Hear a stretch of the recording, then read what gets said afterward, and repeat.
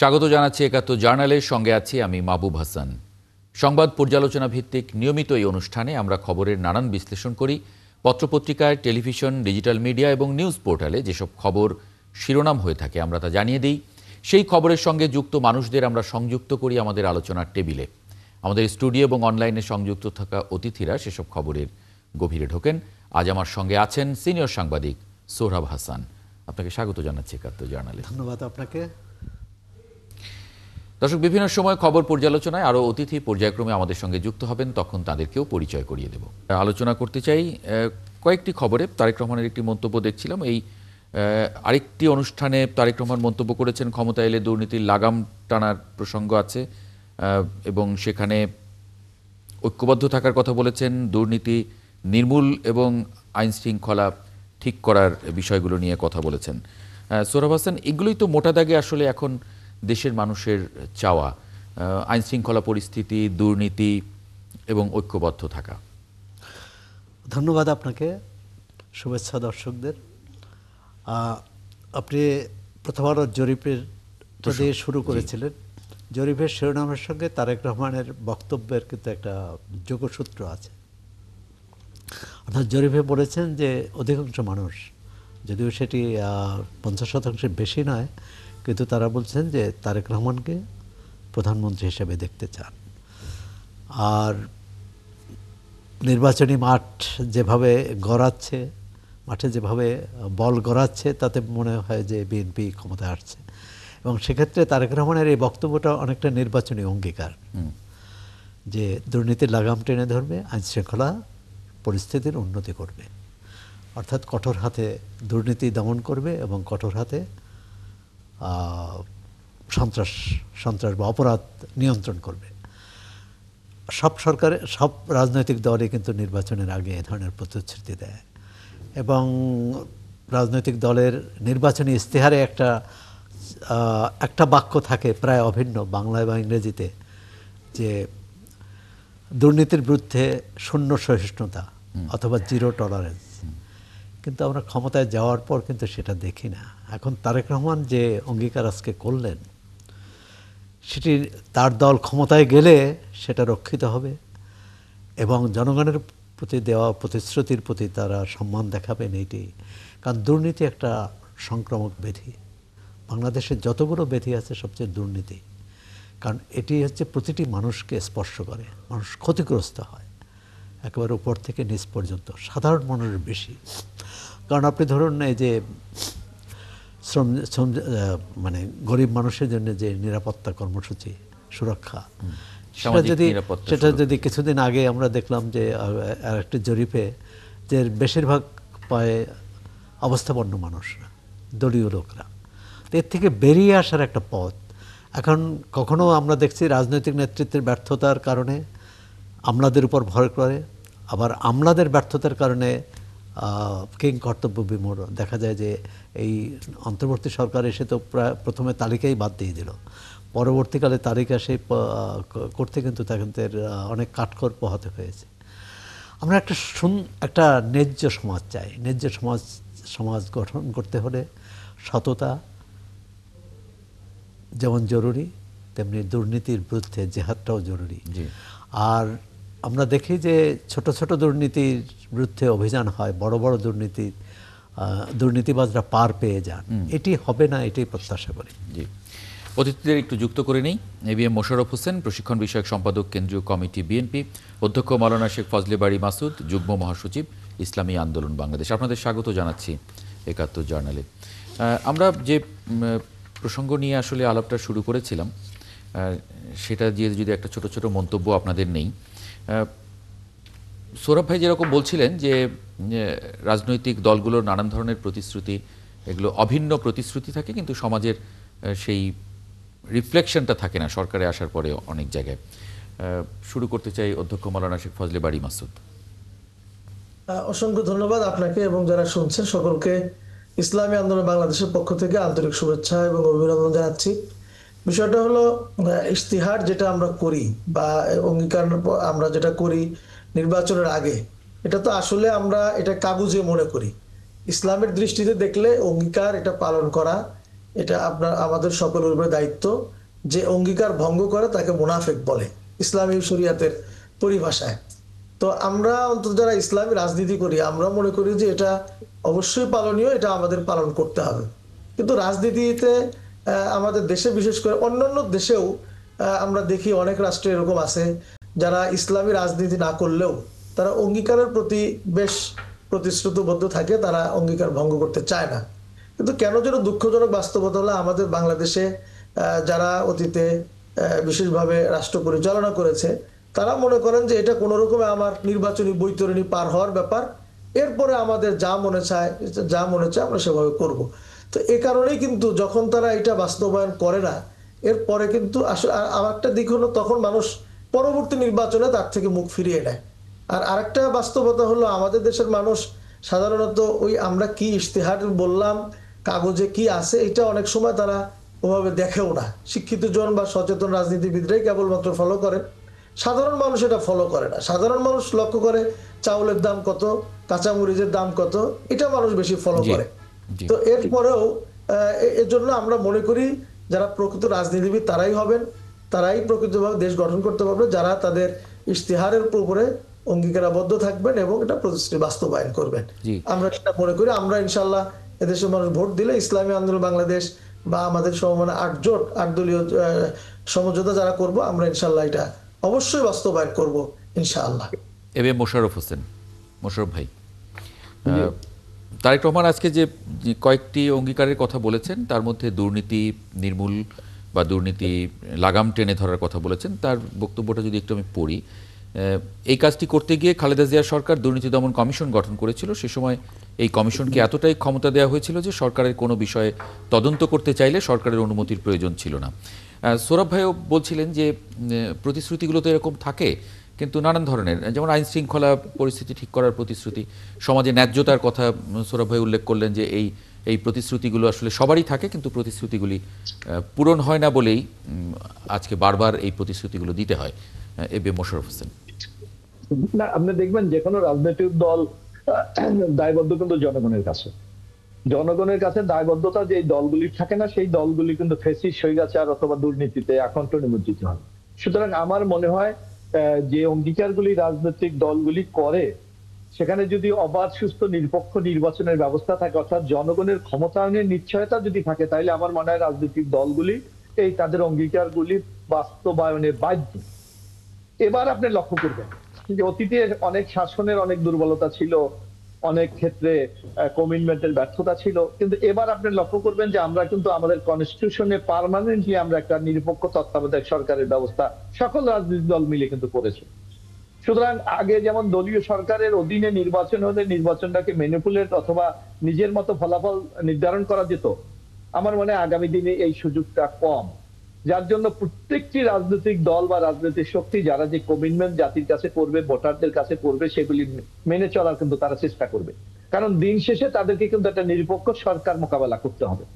আর আমাদের বাংলাদেশের অভিজ্ঞতায় আমরা যেটা দেখেছি যে নিরপেক্ষ তত্ত্বাবধায়ক সরকার অধীনে বাংলাদেশের যে কটি নির্বাচন হয়েছে, সেই নির্বাচনে যে রাজনৈতিক দলগুলি তার ওয়াদা কমিটমেন্ট অথবা যে নির্বাচনী কমিটমেন্ট রক্ষা করতে পারে নাই, পরবর্তী নির্বাচনে কিন্তু বিশেষ করে কেয়ারটেকার গভর্নমেন্টের অধীনে বাংলাদেশে আমরা যদি বিশেষ করে 3টি নির্বাচন দেখি, সেখানে আমরা দেখবো যে ক্ষমতাসীন দল কিন্তু পরবর্তী নির্বাচনে বিজয়ী হতে পারে নাই।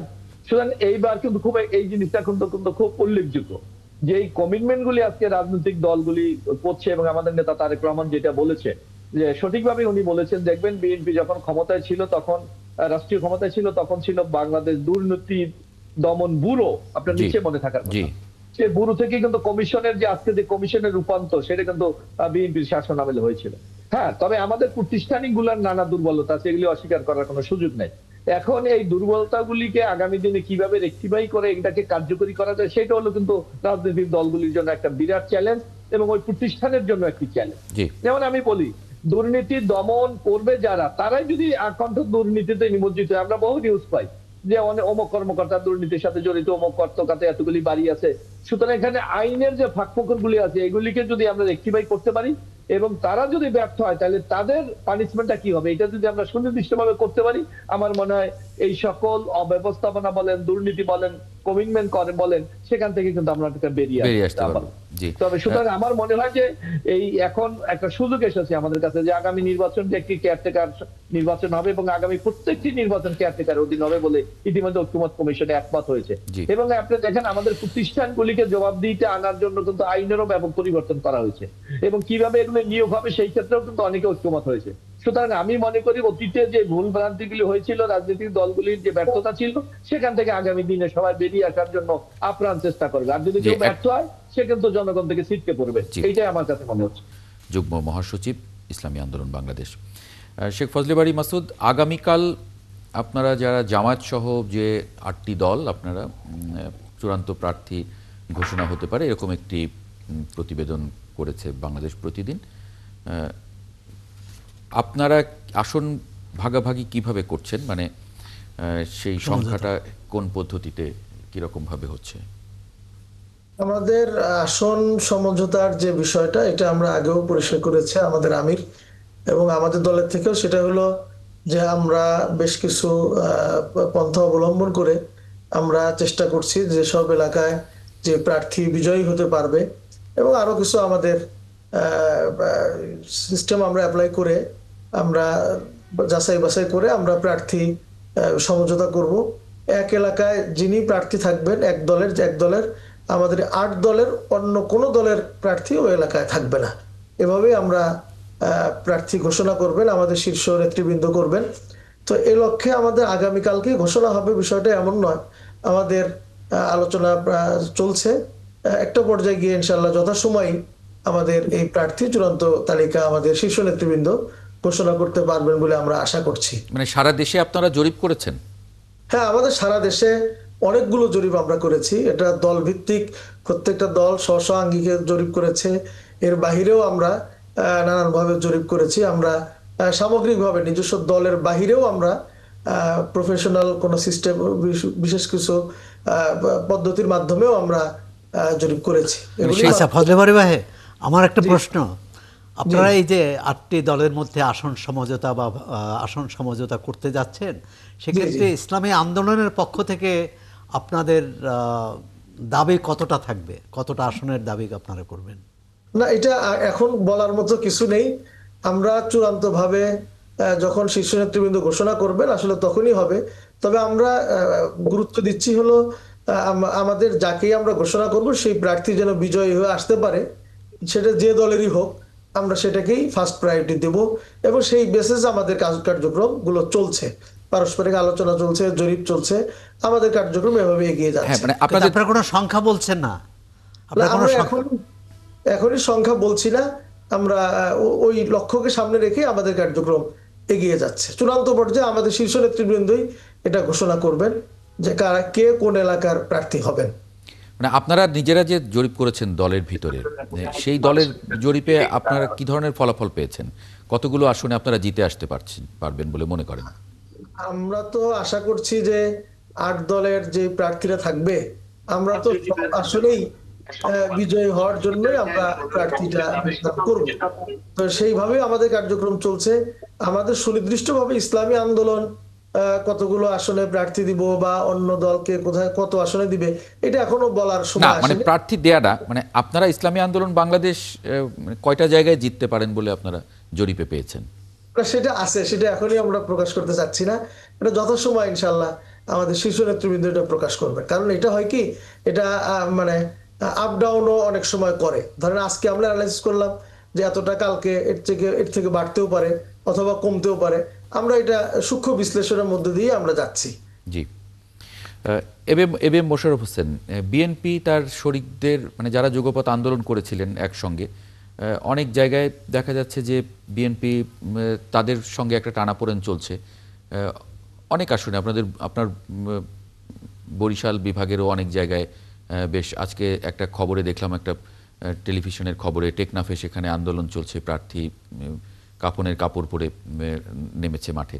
মানে সেই জায়গায় বিএনপি তার শরিকদের সঙ্গে, শরিক বলবো না, এখনই শরিক বলা যায় কিনা, তাদের সঙ্গে কি মানে কথা চলছে নাকি ওটা থেমে গেছে? না, আপনি দেখবেন ইতিমধ্যে আমাদের মহাসচিব জনাব মির্জা ফখরুল ইসলাম আলমগীর স্পষ্ট ভাষায় ঘোষণা করেছেন যারা বিগত দিনে ফ্যাসিস্ট হাসিনা বিরোধী আন্দোলনে আমাদের সাথে যে রাজনৈতিক দলগুলি রাজপথে সক্রিয়ভাবে ছিল, আন্দোলন সংগ্রাম করেছে, তাদের সবাইকে মূল্যায়ন করার বিএনপির পক্ষ থেকে চেষ্টা করা হবে শরিক দলগুলিকে।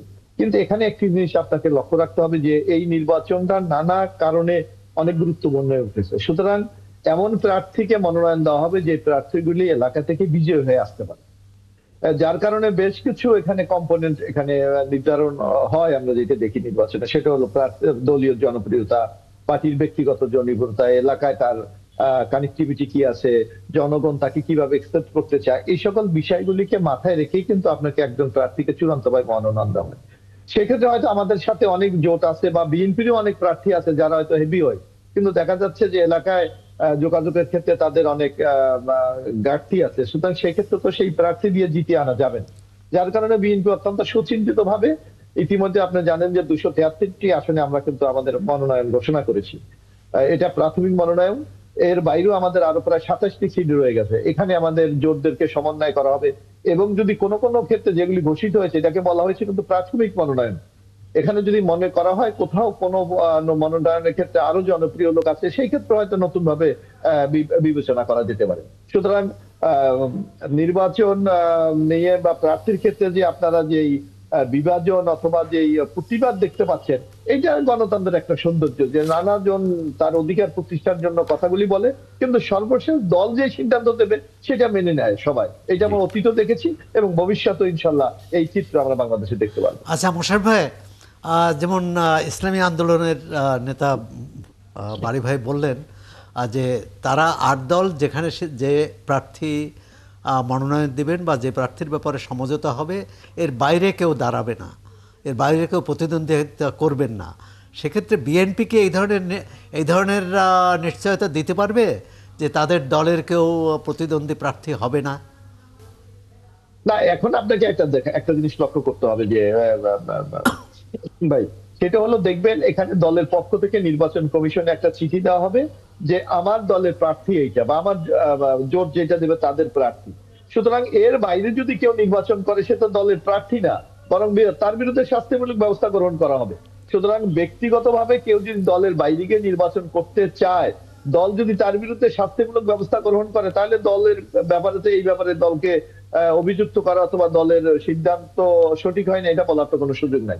আমরা মনে করি অতীতে বিএনপি দেখেছি যে এই ধরনের দল যে সিদ্ধান্তগুলি নিয়েছে সেই সিদ্ধান্তগুলি দলের সকল নেতাকর্মীরা মেনে নিয়েছে। এখন আপনাকে চিন্তা করতে হবে বিএনপি একটি বিরাট রাজনৈতিক দল, আমাদের দলের যোগ্য প্রার্থী 5 থেকে 10 জন এক একটা আসনে আছে। সুতরাং একজনকে আমাদের মনোনয়ন করতে হবে। এই ক্ষেত্রে কিছুটা ক্ষোভ, কিছুটা প্রতিযোগিতা, কিছুটা রাগ অভিমান থাকতেই পারে, কিন্তু সর্বশেষ দলীয় আদর্শের প্রতি আনুগত্য প্রদর্শন করে আমরা মনে করি তারা এই জায়গা থেকে সরে আসে ঐক্যবদ্ধ ভাবেই আগামী নির্বাচনটা আমরা করতে পারবো বলে আমি বিশ্বাস। সৌরভ ভাই, আরেকটি খবর, একটু অনেক বড় বড় খবরের ভেতরে খবরটি চাপা পড়ে গেছে। গতকাল আমরা দেখেছি যে ইউরোপীয় ইউনিয়নের সঙ্গে জামায়াত ইসলামের বৈঠক হয়েছে, আজকে বিএনপির সঙ্গে বৈঠক হয়েছে তারা অন্তর্ভুক্তিমূলক নির্বাচনের কথা বলছে। অংশগ্রহণমূলক এবং অন্তর্ভুক্তিমূলক এরকম শব্দগুলো যদি বাংলায় আমরা করি, এইটাতে আসলে তারা কি বোঝাতে চায়? না, নির্বাচনে যখন প্রস্তুতি চলছে তখন থেকেই কিন্তু আমাদের বন্ধু দেশগুলো, ইউরোপীয় ইউনিয়ন, এমনকি যুক্তরাষ্ট্রের পক্ষ থেকেও অন্তর্ভুক্তিমূলক নির্বাচনের উপর কিন্তু জোর দিয়েছে তারা। মানে সবাইকে নিয়ে নির্বাচনটা করা। এখন সবার মধ্যে কে পড়বে না পড়বে, সরকার তো নির্বাহী আদেশে আওয়ামী লীগের কার্যক্রম নিষিদ্ধ করেছে। হ্যাঁ, তারা তো এখন যে দলটির কার্যক্রম নিষিদ্ধ করা হয়েছে সেই দলটি কিভাবে নির্বাচন করবে? আবার সেই দলটি যদি নির্বাচন না করতে পারে তাহলে সেটা অন্তর্ভুক্তিমূলক হবে কি না? প্রথম আলোর যে জরিপ, সে জরিপে কিন্তু বেশ কৌতূহল উদ্দীপক তথ্য বেরিয়ে এসেছে। তারা প্রশ্ন করেছিলেন যে আওয়ামী লীগকে নির্বাচনে চায় না কত শতাংশ, সেটা কিন্তু 28% লোক বলছে যে চায় না, আর 69 সম্ভবত 69% বলছে হয় শর্তযুক্ত অথবা শর্তহীন তারা আওয়ামী লীগকে নির্বাচনে দেখতে চায়। তাহলে আমরা তো ভোট তো জনগণের জন্যে, জনমত কোন দিকে যায় তারা কি সিদ্ধান্ত নেয়। এখন জনমত যদি সত্যি সত্যি এটাই প্রতিফলিত হয়ে থাকে জনমতের, তাহলে কিন্তু একটু বিপদ। আর আপনি যেটা বললেন যে ইউরোপীয় ইউনিয়ন বা এরা তো তারা তো কোনো কিছু চাপিয়ে দেবে না। আমরা তো 24-এর নির্বাচন দেখেছি, 18, 14, তারা কিন্তু তাদের কথা বলে গেছে। তখনও কিন্তু অন্তর্ভুক্তিমূলক নির্বাচনের উপর জোর দিয়েছে, এই 24-এর নির্বাচনেও, 18-র নির্বাচনে, 24-এর নির্বাচনে নানান ধরনের চাপও তৈরি করেছিল। খুব কি চাপ করেছে? খুব চাপ করেন বাংলাদেশে। যেমন আমরা তো দেখেছি যে আমেরিকার থেকে স্যাংশন থেকে শুরু করে দফায় দফায় কূটনীতিকরা এসেছেন। একটা নিষেধাজ্ঞাটা আসছে কিন্তু অন্য মানবাধিকার লঙ্ঘনের কারণে, র্যাবের উপর। হ্যাঁ, যেটা বলা হয়েছিল যে অমুক অমুক বা সেনাপ্রধান বা আওয়ামী লীগের কোনো নেতার নাম এসেছে, কিন্তু ক্ষমতাসীনরা কি সেটা পরোয়া করেছে? সেটা করেছে বা বিরোধী দলের সাথে আলোচনা করে একটা সমঝোতায় আসার চেষ্টা করেছে? করেনি। এখন যে প্রশ্নটি আসছে, এখানে দুই দলের প্রতিনিধি আছেন, তারা মাঠ পর্যায়ে তো নির্বাচন করবেন এবং বাড়ি ভাই করবেন কিনা আমি জানি না, কিন্তু বাড়ি ভাই করবেন। মোশাররফ ভাই তো ঢাকা 11 দলের মনোনয়ন পেয়েছেন। এখন মাঠের অবস্থাটা কিন্তু তারা বুঝতে পারবেন। আবার এই আসনই তো পুরো না, 300 আসনের। এখন দুদিক থেকে সরকারের কিন্তু এক ধরনের বেশ কঠিন অবস্থায়, যে আওয়ামী লীগকে নিয়ে নির্বাচন করলে তারা কতটা লাভবান হবে, মানে সেটা নির্বাচন কতটা গ্রহণযোগ্য হবে, আর না নিয়ে করলে কতটা হবে। আর না নিয়ে করলে একটা ঝুঁকিটা থাকে বেশি, নিরাপত্তা ঝুঁকি থাকে, সংঘাতের ঝুঁকি থাকে, নির্বাচন বানচালেরও ঝুঁকি থাকে, যেটি তারেক রহমানের বক্তব্যে এসেছে। কিন্তু এখন আমরা জানি না যে আমরা ছোট্ট একটি প্রশ্ন করতে চাই এই দুই দলের নেতাকেই, যে তারা কি মনে করেন। হ্যাঁ, ফজলে বাড়ি মাসুদকে দিয়ে শুরু করি। বিষয়টা পরিষ্কার। একটা হলো অন্তর্ভুক্তিমূলক নির্বাচন, এটা প্রত্যেকেই চাই আমরা, কিন্তু সে অন্তর্ভুক্তির বলতে এর মধ্যে ইনক্লুড কারা? যারা এদেশে রাজনীতি করে, রাজনৈতিক দল, তারা অবশ্যই। প্রথম বিষয় হলো আওয়ামী লীগকে আমরা এখনো কেন মুখে আনি বা জপতে চাই, সেটা হলো যে আওয়ামী লীগ তো রাজনৈতিক দল হিসাবে বিলুপ্ত করেছে নিজেরাই। তারা তো এখন রাজনৈতিক দল না, তারা তো ফ্যাসিস্ট, এটা প্রমাণিত হয়ে গেছে। রাজনৈতিক দলের যতগুলো মানে চিত্র থাকে বা যতগুলো উপাদান থাকে, কোনোটাই তার মধ্যে নাই। এক। 2 নম্বর হলো আওয়ামী লীগ তো পালিয়ে গেছে, তাদের একেবারে প্রধানমন্ত্রী থেকে শুরু করে চৌকিদার পর্যন্ত এবং তাদের যারা ছিল ম্যাক্সিমাম গেছে পালিয়ে, সব তো দেশের বাইরে। তা কাজে তাদেরকে যদি আপনি নির্বাচনে অংশগ্রহণ করাইতে চান, তাহলে শেখ হাসিনাকে আনতে হবে, এনে বিচার করেন, ফাঁসি দিয়ে তারপরে আবার পুনর্জীবন দিয়ে আবার নির্বাচন করাইতে হবে। কাজে আওয়ামী লীগ এখানে কোনো আলোচ্য বিষয় না। এখন প্রথম আলো যেটা রিপোর্ট করেছে, জরিপ করেছে, এরকম সার্ভে তো বাংলাদেশে বহুত হয়। আর প্রথম আলো কাদেরকে সার্ভ করে এটা আমরা সকলেই জানি। প্রথম আলো যে সার্ভে করেছে, আপনি যেটা বললেন, সম্ভবত 69% বললেন যে তারা শর্তযুক্ত অথবা শর্তহীন। তাহলে তো বোঝা যায় যে দেশে 69% মানুষ আওয়ামী লীগের পক্ষে হয়তো কোনো না কোনো ভাবে আছে। তাহলে তো আওয়ামী লীগ তো অটো জিতে যাওয়ার কথা। এই সমস্ত সার্ভে হলো মানুষ পক্ষে আছে, এটা না পক্ষে আছে তা কিন্তু প্রমাণিত হয় না। তারা বলেছে যে নির্বাচনটা তাদের নিয়ে করা উচিত। তারা আওয়ামী লীগকে সমর্থন করে এটা কিন্তু বলেনি। না, বলেনি, তবে তাদের কথা, এদেশের মানুষ আসলে প্র্যাকটিক্যাল চিত্রটা কি, মাঠে তো আমরা থাকি, আপনারাও বিশেষ করে মিডিয়া যারা আছেন আপনারাও খোঁজ খবর রাখেন। আসলে মাঠে কিন্তু আওয়ামী লীগের কিছু মানুষ যারা আওয়ামী লীগকে সমর্থন করে, এরকম কিছু মানুষ নিশ্চয়ই আছে, সবাই তো আর চলে যায়নি, কিছু মানুষ আছে। তার মানে এটা নয় যে আওয়ামী লীগ নির্বাচন করার মতো তাদের শক্তি, সামর্থ্য, পরিবেশ, তাদের মনোবল আছে, এটা আমাদের কাছে মনে হয় না। এবং তাদের এটাই জানতে চেয়েছেন সৌরভ ভাই, কিন্তু এটাই জানতে চেয়েছেন আপনারা মাঠে আছেন, মাঠের চিত্রটা কি সেটাই সৌরভ ভাই প্রশ্নটাই করেছেন। আপনি পরিষ্কার করেছেন, আসলে বাস্তবতা দেখেন না। আওয়ামী লীগের নির্বাচন করার মতো পরিবেশই, তাদের প্রার্থী খুঁজে পাওয়া হয়তো কঠিন হবে, কে তাদের করবে। হ্যাঁ, মোশাররফ ভাই, এখানে কিন্তু একটা ব্যাপার আছে যে আসলে আওয়ামী লীগ কোন আইডেন্টিটি থেকে নির্বাচনটা করবে। আজকে আপনি যে কথাটা বলতেন, অন্তর্ভুক্তি বা ইনক্লুসিভ ইলেকশনের কথা বলা হচ্ছে, তা আওয়ামী লীগের তো কার্যক্রম নিষিদ্ধ ঘোষণা করা হয়েছে এবং আওয়ামী লীগের বিচার চলছে। তো এই ক্ষেত্রে আওয়ামী লীগ নির্বাচনে অংশগ্রহণ করা কতটুকু বাস্তবতা আছে, এটাও কিন্তু বিশ্লেষণ করতে হবে। এবং বাইরের যে শক্তি কি বলে যে অন্তর্ভুক্তিমূলক নির্বাচন, তাদেরকেও তো এই জিনিসটি চিন্তা করতে হবে। আরেকটা জিনিস আমরা বলে দেখেছিলাম এর আগে, কিন্তু জাতিসংঘের পক্ষ থেকে বলা হয়েছিল যে অন্তর্ভুক্ত নির্বাচন আমরা সেইটাই বুঝবো যেখানে জনগণের অধিকাংশ জনগণ অংশগ্রহণ করে। এখনো তো মূল্যায়ন করার সুযোগ আসে নাই যে আগামী নির্বাচনে জনগণ কতটুকু অংশগ্রহণ করে বা করবে না। না, কিন্তু এই ব্যাখ্যাটা আমার যতদূর মনে পড়ে যে আওয়ামী লীগের সময় যে নির্বাচনগুলো হয়েছে সেখানেও কিন্তু এই ব্যাখ্যা বলা হতো সরকারের থেকে, যে জনগণ অংশগ্রহণ করলেই হলো, জনগণ নির্বাচনে ভোট দিলেই সেটাই অন্তর্ভুক্তিমূলক, কোন দল আসলো না আসলো সেটা খুব বড় বিষয় না। না, এখন আপনি একটা জিনিস লক্ষ্য করবেন যে আগে কিন্তু কোন রাজনৈতিক দল কিন্তু নিষিদ্ধ ছিল না। তারা পরিবেশ নেই অথবা অবাধ সুষ্ঠু নিরপেক্ষ নির্বাচন হবে না, যে নির্বাচনটা সাজানো বা পূর্ব নির্ধারিত, এই সকল অভিযোগ তুলে কিন্তু তারা নির্বাচনটা বর্জন করেছে। কিন্তু আওয়ামী লীগের মেয়াদের শেষে আওয়ামী লীগ কিন্তু জামাত ইসলামীকে নিষিদ্ধ করেছিল যে আইনে, নির্বাহী আদেশে। এই সরকারও কিন্তু আওয়ামী লীগকে সেই একই আইনে নিষিদ্ধ করেছে। এটাকে কিভাবে নেবেন? না, এটা তো মানে আগেরটা যদি ন্যায্য অন্যায্য হয়ে থাকে তাহলে আজকেরটা ন্যায্য কিভাবে করবেন? আদালত তো করেন না। এটা সোহরাব ভাই, একটা জিনিস আপনি লক্ষ্য করবেন, আওয়ামী লীগের কিন্তু তখন কোন অপরাধের জন্য জামাত ইসলামকে বিচার করে কিন্তু তারা আওয়ামী লীগকে নিষিদ্ধ করেনি। তখন এখনো কিন্তু আওয়ামী লীগ দল হিসাবে আওয়ামী লীগের বিচার হয়নি, আওয়ামী লীগের কোন নেতার বিচার হয়েছে। এবং আপনি দেখবেন যে এখন যে আন্তর্জাতিক ট্রাইব্যুনাল করেছে সেখানে কিন্তু দল হিসাবে বিচারের জন্য অনেকে কিন্তু আপিল করেছে। তাহলে কি আমরা আপিলের রায় পর্যন্ত অপেক্ষা করব যে আওয়ামী লীগ নির্বাচনে করতে পারবে কি পারবে না? এখন হলো এখানে একটা পরিবেশ একটা ইম্পর্টেন্ট ব্যাপার, যে বাংলাদেশের যে প্রেক্ষাপট যেভাবে শেখ হাসিনা পালিয়ে গেছে, অন্য রাজনৈতিক দল কিন্তু পালিয়ে যায় নাই, আপনি একটা লক্ষ্য করবেন, অথবা তাদের সামগ্রিক রাজনৈতিক যে একটা হুমকির মুখে পড়ে নাই, কিন্তু এবার কিন্তু আওয়ামী লীগ নিজেরাই নিজেদেরকে সেই ফাঁদে ফেলেছে।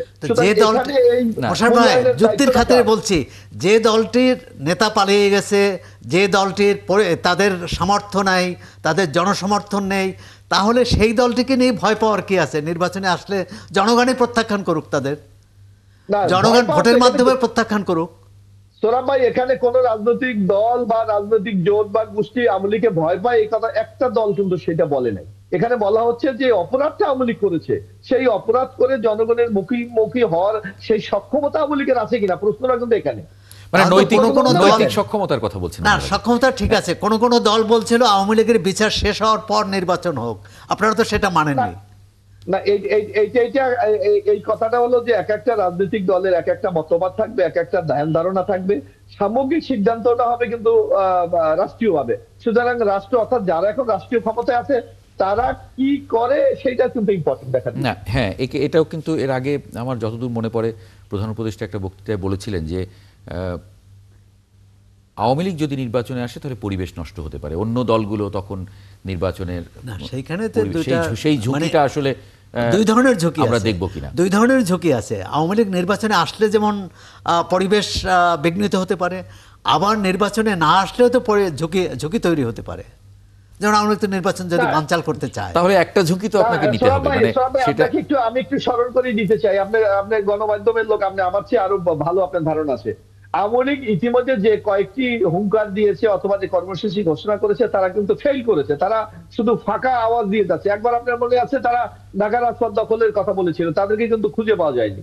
আবার তারা হরতাল রেখেছিল, তাদের কিন্তু কোথাও কোনো অস্তিত্ব খুঁজে পাওয়া যায়নি।